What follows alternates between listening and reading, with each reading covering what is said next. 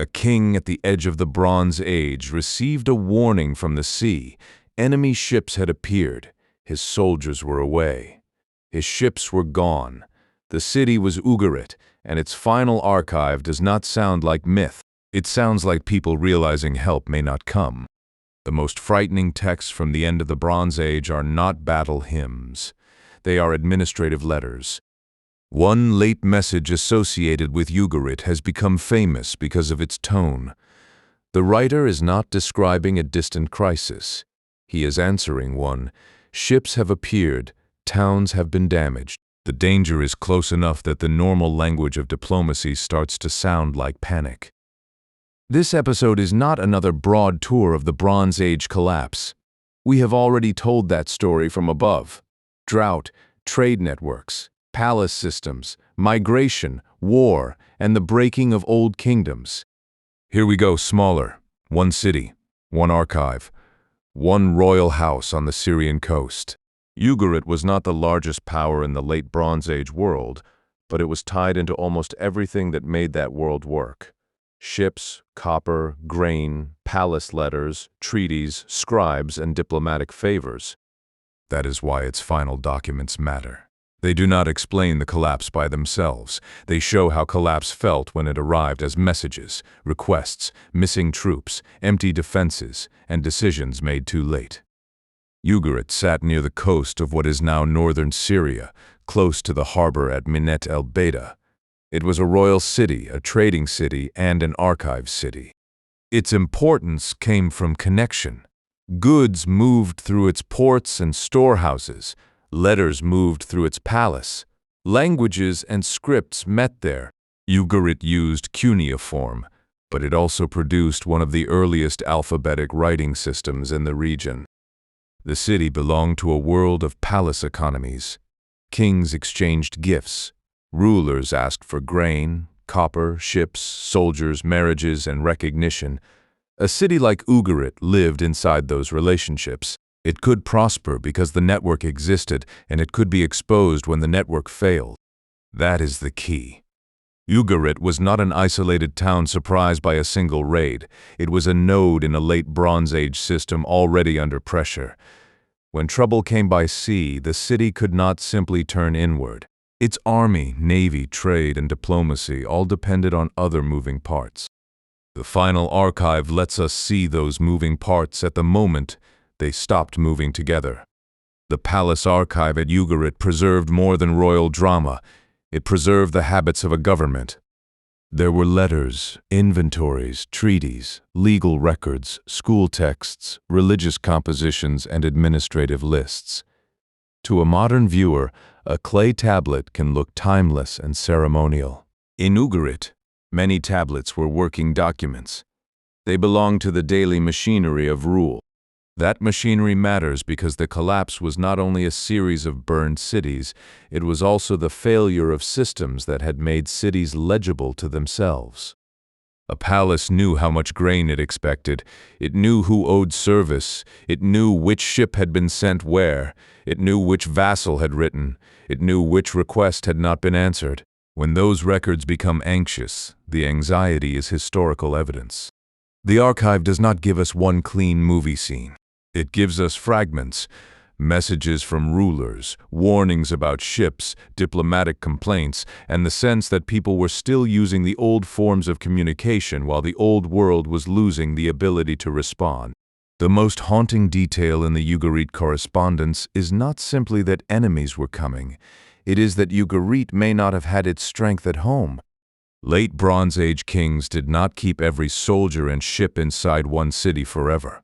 Forces could be sent to allies, overlords, or campaigns. Ships could be away on assignment.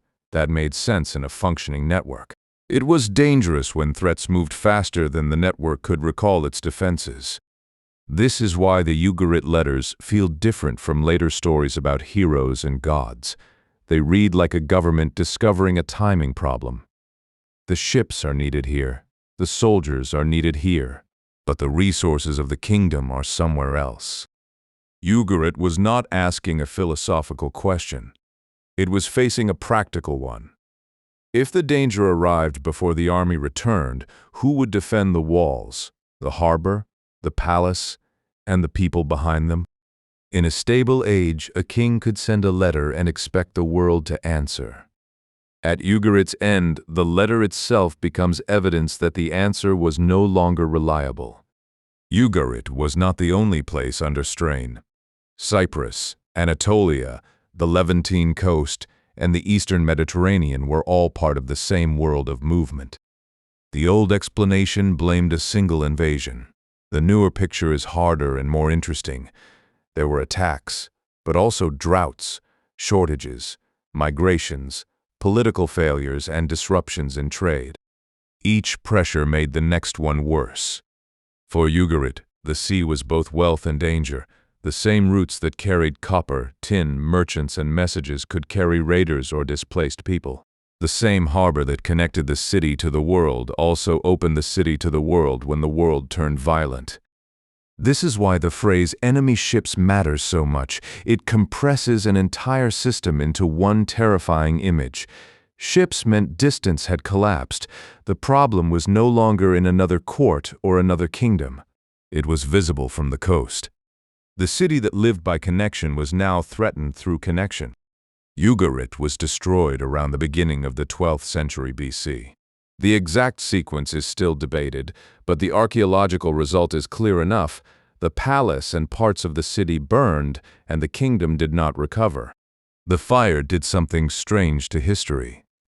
Clay tablets were not supposed to be permanent in the way stone inscriptions were. Many were ordinary records, dried and stored. But when the archive burned, heat hardened some of the tablets. Destruction turned paperwork into archaeology. That is why we can read voices from the city's final world, not because anyone planned to make a monument, not because a king carved his victory into a wall, but because the palace failed catastrophically enough to bake its own records. There is a brutal irony here. The fire that ended Ugarit's archive also saved it from disappearing completely. The city fell silent. The tablets did not. It is tempting to turn Ugarit into one perfect final scene, a scribe writing as ships arrive, a sentence stopping as the city burns, a last message frozen at the instant of collapse. The real evidence is more careful than that. The late letters are not a single cinematic transcript of the final minute. They are a group of documents from a city in crisis. Some may come from the last years or months. Some preserve urgent warnings. Some reveal a kingdom short of defenses and surrounded by unstable neighbors. That makes them less neat but more valuable. History is often distorted by clean endings. Ugarit gives us something messier. Bureaucracy under stress. A king still answering. Officials still writing. Messengers still moving. A palace still trying to use the tools of the old order, while the conditions that made those tools work were vanishing. The lesson is not that one tablet explains everything. The lesson is that collapse can be visible first in documents that do not yet know they are final. Ugarit's last archive matters because it changes the scale of the Bronze Age collapse. From far away, collapse looks like a map, arrows, burned sites, falling kingdoms, migrating groups, drought lines, trade routes, and dates. Those are useful, but maps can make disaster look mechanical. From Ugarit, the collapse looks like delayed help, missing ships, letters sent into uncertainty, and a city discovering that its connections could no longer protect it. That is why this small coastal kingdom keeps returning in modern histories of the Bronze Age end. It gives the collapse a human administrative texture, not just who attacked whom, but what people wrote when they knew the danger was close and the usual answers were failing. Ugarit did not survive, but its archive did, and because it did, the end of one city became one of the clearest windows into the end of a whole world. The last letters do not speak in myth. They speak in logistics, fear, and unanswered need. That may be why they still feel so close.